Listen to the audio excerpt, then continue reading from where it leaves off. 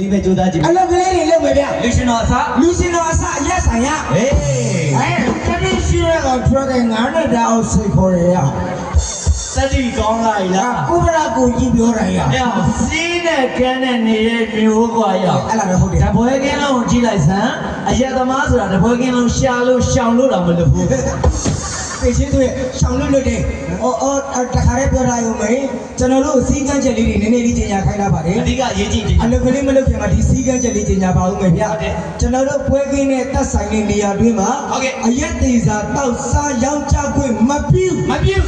တွေ့ရှိပါက ထိရောက်သွားအရေးယူကြီး တစ်ခွက်တောင်းတော့ပါမည် စီးနဲ့ကန်းနဲ့တစ်ခါချင်းတာ ပြီးတော့နောက်တစ်ခုရှိပါသေးတယ်အပေါ်ပါသွားမယ်ညီကောင်မောင်နှမတွေအားလုံးအကမရနေရာကိုသွားပါဒီလိုဇက်စင်နောက်တွေကိုမသွားပါနဲ့ တော့ပါနဲ့ အဲ့လိုပြောထားရတဲ့နဲ့ဇက်စင်နောက်မှာအပေါ်သွားတာတွေ့ရှိပါက ထိရောက်သွားအရေးယူကြီး တစ်ခွက်တောင်းတော့ပါမည် ဒီရှင်သူသေးရအစားတောက်တယ်သွားမစားနဲ့ကျောင်းကိုတောက်ထားပေမဲ့ဒီမှာသူတို့ရဲ့ဆိုင်ကယ်တွေကသူတို့ချစ် ဆိုင်ရချစ်လို့လား တို့တခင်ဘလောက်ငုံငုံဆိုင်ကယ်နှိုးလိုက်ထွက်တဲ့အင်ဂျင်သား